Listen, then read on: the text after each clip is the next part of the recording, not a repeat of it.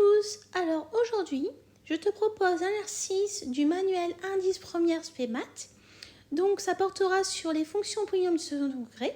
Donc là on te donne deux fonctions sous la forme factorisée. Tu vas devoir déterminer d'abord les racines de ta fonction pour ensuite faire son tableau de signes et ensuite tu vas devoir résoudre une équation. Je t'invite donc à faire cet exercice, donc de mettre la vidéo en pause et lorsque tu auras terminé, de mettre la fonction play afin de pouvoir la correction avec les explications. Je suppose que tu as eu le temps de faire cet exercice, donc nous allons corriger cela ensemble. Mais avant de commencer, je vais te faire un petit rappel sur du cours. Donc, comme tu le sais, la forme factorisée d'une fonction polynomiale du second degré, c'est f de x est égal à a facteur de x moins x1 facteur de x moins x2. D'accord? Donc, on va voir quoi? Eh bien, là, on voit qu'on a f de x est égal à 5x plus 3 facteur de 7 moins x. Donc, on nous demande d'étudier le signe de f de x selon les valeurs de x. Donc, ça veut dire quoi? Eh bien, la première chose à faire, c'est de déterminer les racines de f de x. C'est la première étape à faire. Donc, ça veut dire quoi? Ben, on sait que f de x, c'est égal à 5x plus 3 facteur de 7 moins x. D'accord? Et nous, on cherche à déterminer en premier lieu les racines de f de x. Donc, c'est-à-dire f de x est égal à 0. Ça équivaut à quoi? Ben, ça équivaut à 5x plus 3 facteur de 7 moins x égale 0. Et comme tu avais vu juste précédemment, on arrive sous la forme d'une équation de produit. Ça veut dire quoi? Ben, soit on a 5x plus 3 qui est égal à 0, ou soit 7 moins x est égal à 0. Et ça veut dire quoi? Bah, ça équivaut à quoi? À chaque fois. Bah, ici, on va voir 5x qui est égal à moins 3. D'accord? Et ici, ensuite, l'étape d'après, tu sais très bien que tu vas devoir recopier la même chose, mais sauf que nous, on ne cherche pas à avoir 5x, mais x. Donc, ça veut dire que tu vas diviser chaque côté par 5. Donc, automatiquement, on aura x égal à moins 3 cinquièmes. On n'oublie pas, bien sûr, de rajouter ce qui équivaut à chaque fois. Et ici, on va voir moins x qui est égal à moins 7. Et nous, on ne cherche pas moins x, on cherche x. Donc, ça veut dire que x est égal à 7. On rajoute notre ce qui équivaut à. Donc là, on a déterminé la première étape pour faire notre étude de signes. Il faut d'abord déterminer les racines de f de x. Donc là, on a déterminé les racines. D'accord? Donc, ça veut dire qu'ici, s est égal à moins 3 cinquièmes. Donc là, ce sont les solutions. Et 7. Donc là, on va pouvoir faire notre tableau de signes. Et comme tu sais, on a x. Là, on ne nous donne pas l'intervalle précis. On nous dit dans R. On dit que la fonction est définie sur R. Donc, on va avoir moins l'infini plus l'infini. Et comme on sait, moins 3 septièmes est plus petit que 7. Donc, on va le mettre ici. Là, on va mettre f de x parce que nous, on cherche à déterminer le signe de f de x. D'accord? On sait que notre fonction, elle s'annule en moins 3 septièmes et en 7. On sait que le signe de a ici, bah, on voit qu'ici, là, on regarde, ici, il n'y a rien. Donc, ça veut dire que a, ici, c'est égal à 1. Donc, ça veut dire que notre signe est positif. Parce que 1 est positif, donc automatiquement, on va voir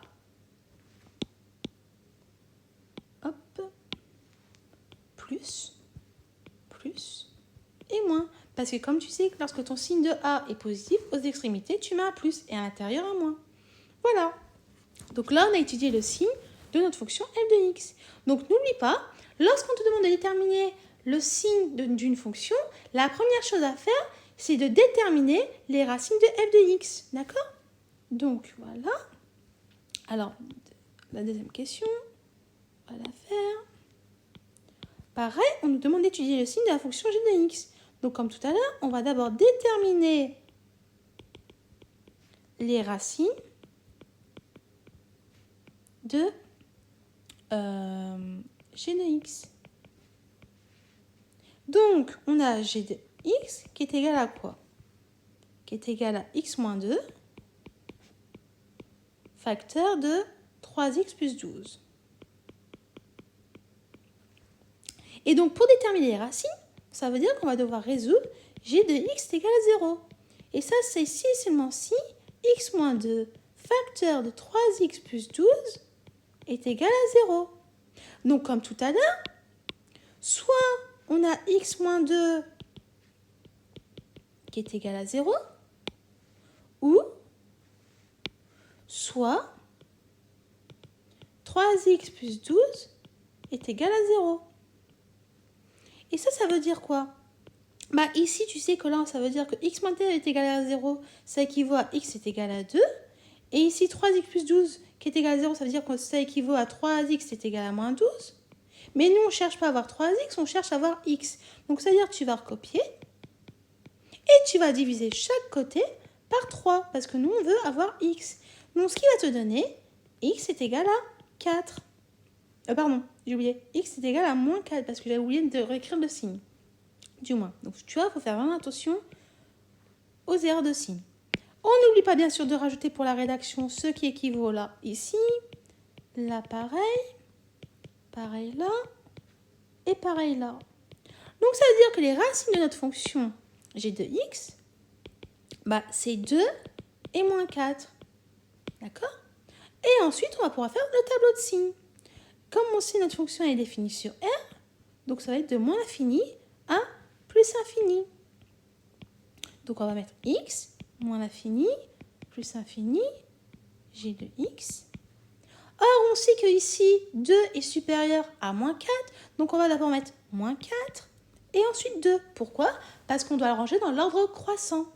On sait que g de x s'annule en moins 4 et que g de x aussi s'annule aussi en 2, parce qu'on vient juste de résoudre une équation à déterminer les racines de g de x. On sait aussi que là, si on regarde ici notre a, ben on voit que c'est comme si c'était égal à 1. Donc automatiquement, 1 est supérieur à 0. Donc ça veut dire que le signe de notre fonction aux extrémités, c'est positif, positif, et là c'est moins. Ensuite, on nous dit quoi à la question suivante? On nous dit résoudre les inéquations L de x inférieure ou égale à 0. Donc la troisième question, on nous dit f de x inférieur ou égal à 0. Et bien, comment on va résoudre ça? Et bien ça, pour résoudre cette inéquation, tu vas t'aider de ton tableau de signes que tu as fait à la première question. Et on remarque quoi? Il est inférieur ou égal à 0 à quel moment? Bah, dans l'intervalle, là, entre moins 3 septièmes et 7. Pourquoi j'ai mis moins 3 septièmes? C'est moins 3 cinquièmes ici, pardon. D'accord? Donc, c'est entre moins 3 cinquièmes et 7 que notre fonction f de x est inférieure ou égale à 0. Et inférieure ou égale à 0, c'est-à-dire à quel moment elle va être négative ou égale à 0. Et on voit, c'est durant cet intervalle-là. Donc, on va écrire f de x inférieur ou égale à 0 si et seulement si x appartient à l'intervalle, j'ai dit moins 3 cinquièmes et 7. D'accord? Ensuite, la deuxième partie, on nous dit quoi? G de x inférieur strictement à 0. Donc là, on dit strictement. Donc g de x strictement inférieur à 0. Si et seulement si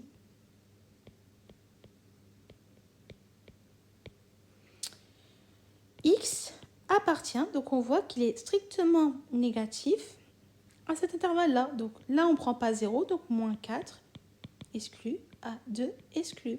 Voilà. Donc là, on a terminé de corriger notre exercice. Donc comme tu as pu le constater, pour faire l'étude d'une fonction, tu dois d'abord déterminer les racines de ta fonction. Et ensuite, pour résoudre une inéquation, tu vas avoir besoin de ton tableau de signes afin de pouvoir le résoudre. Voilà, donc j'espère que les explications que j'ai pu t'apporter ont été utiles et que tu as pu comprendre tout ce que je viens de t'expliquer. Je t'invite aussi à refaire cet exercice à tête reposée et je te dis donc à bientôt et au revoir.